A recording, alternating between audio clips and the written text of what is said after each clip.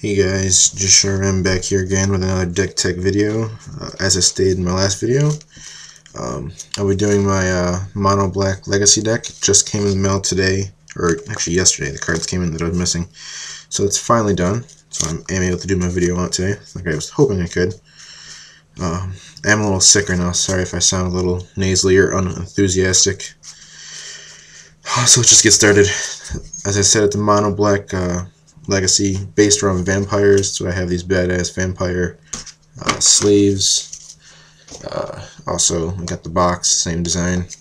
This used to be my standard deck back when Zendikar was around. It's all those vampires from that amazing set.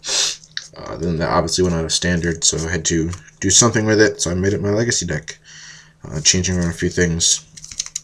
Because I don't really play anything else. I don't play extended or modern or anything. I really only enjoy standard and then legacy. So let's get started. First off, I run a total of 22 lands, 16 swamps, all full arts. I've stated before I love full art stuff. And then 2 spawning pools.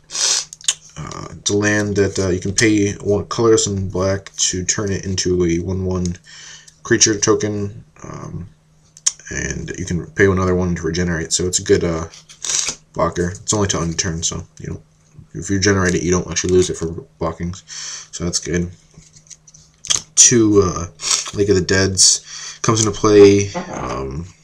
You must sacrifice a swamp, but the benefit is you can sacrifice this land whenever you want to put 4 mana into your mana pool. So it's quite handy. 1 Urbog Tomb of Yawgmoth, and it's a legendary land. It turns all the other lands into swamps as well. So if you have any lands that provide colorless, but you really need the extra 1 color or the colored land, this turns into a swamp, so you don't have to worry about that. Unfortunately, when I got this card, I didn't realize. I thought some of these 2 lands, Spawning Pool and Lake of the Dead, actually provided colors, but actually, upon reading, they both provide swamps. So this is kind of pointless at the moment, but hey, it's a cool card, and maybe I can trade it for something cool some of these days. One of these days.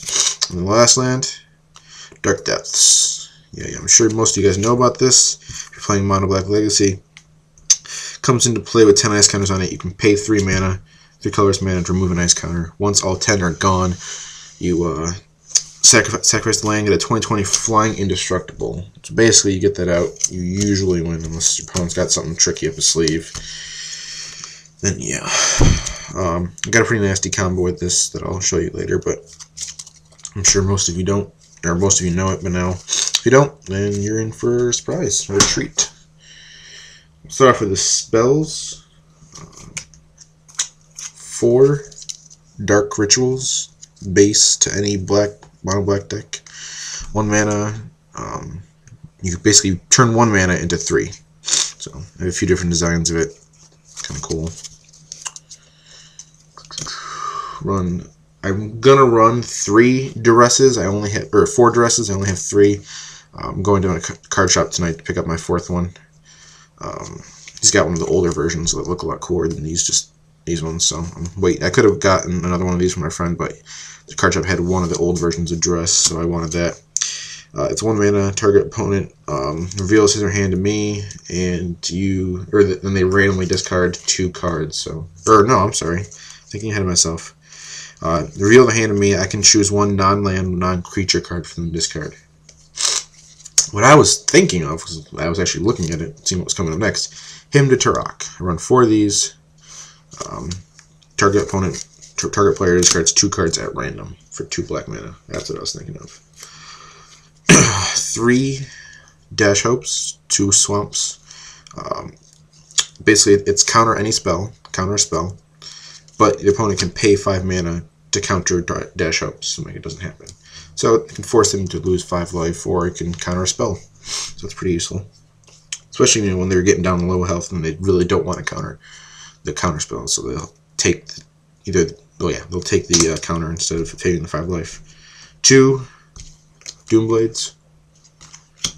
And 2 Go for the Throats. Obviously I sideboard in 2 more of either one, depending on what kind of deck I'm playing. If I'm playing a black deck, I'll sideboard in the Go for the Throats. I do have this one foil promo, Go for the Throat, that I won at a Friday Night Magic. Like that a lot. Run 4 Sign Bloods, 2 mana.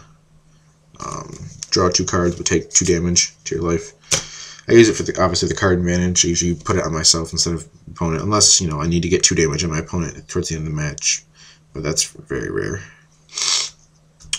So it's great for card advantage. I've been deciding if I want to run 4 of those. I just got to keep playtesting and see how that works. 3 Diabolic Tutors, 2 colorless and 2 swamps. Search my library for any card. I don't have to reveal it. I can just put it in my hand.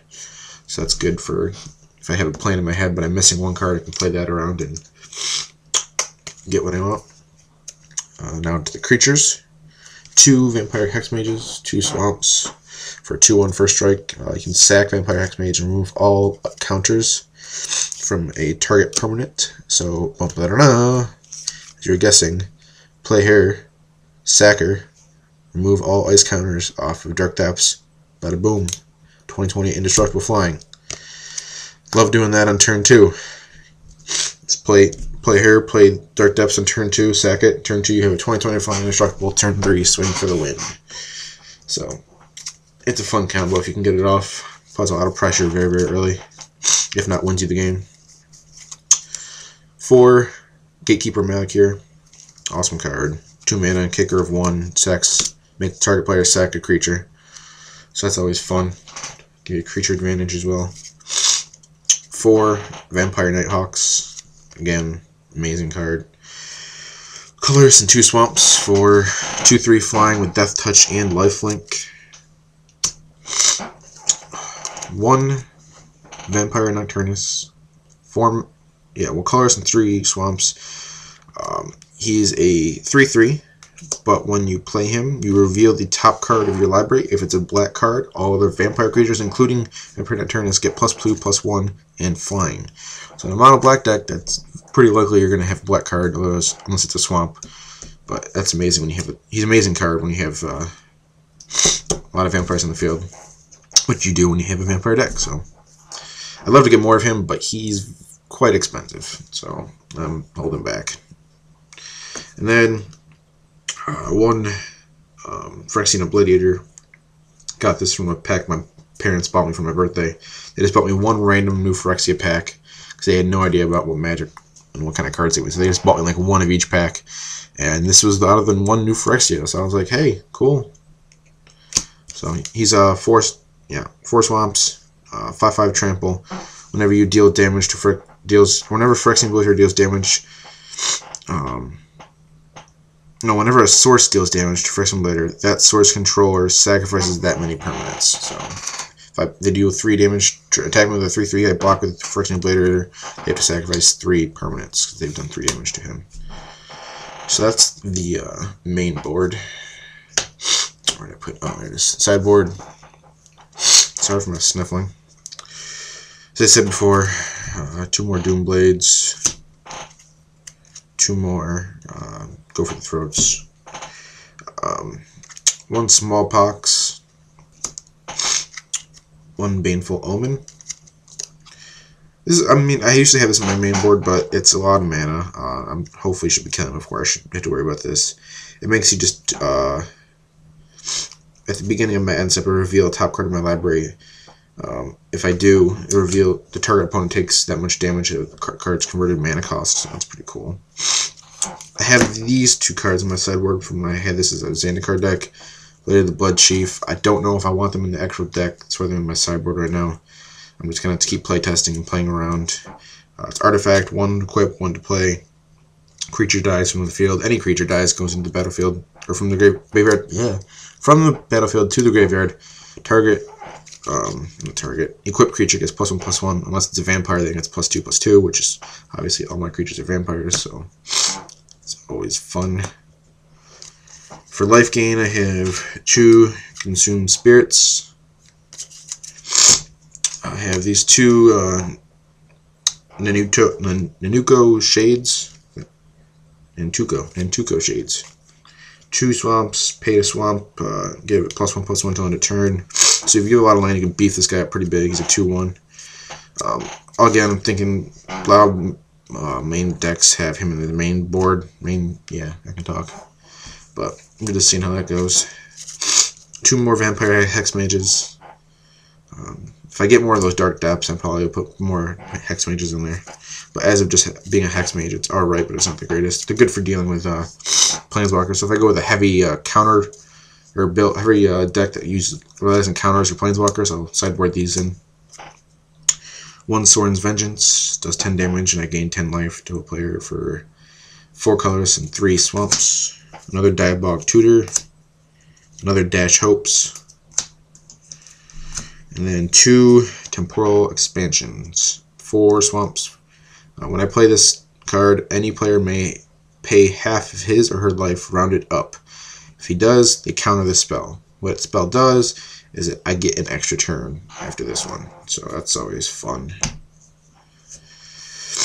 So yeah, that is my Mono Black Legacy deck. If you have any questions about it, or want to leave any feedback on any changes I should do, main board or sideboard, or if any new cards I should get, let me know.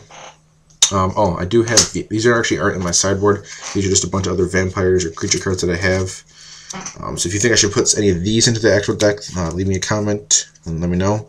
I have 3 Bloodghasts, 2 mana. Bloodghast can't block. He has haste as long as the opponent has 10 or less life. He's a 2/1, but whenever I play a swamp, he comes back from the graveyard onto the battlefield. 2 Bloodlord of Vagash. How am I doing on time? 11 minutes? It's alright. 5 mana, 3/3 flying. Bloodthirst 3. Whenever a vampire comes in the field, he gets +3/+3 as well. 2 Magicure Blood Witch. 5 mana, flying protection from white. When she enters the battlefield, each opponent loses life to equal number of vampires I control, and I gain that much life. I have 4 Carnophages, 1 mana for a 2/2. During my upkeep, I pay 1 life, or untap, I'm sorry. During my upkeep, I pay 1 life, or I tap Carnophage. So he's a great 1-drop for 2/2, but he's a downside to him, making me lose 1 life, or I can't even use him. And then I have 4 Vampire Lacerators, 1 mana for 2/2. Beginning my upkeep, I lose 1 life unless my opponent has 10 or less life. I have 4 of him. So those are the other creatures I have that I'm going to be playtesting, taking some things in or out. I feel like this is probably my best setup, but if you guys think any of the other vampires would be better suited for this deck, or another good arrangement for them, let me know in the comments below.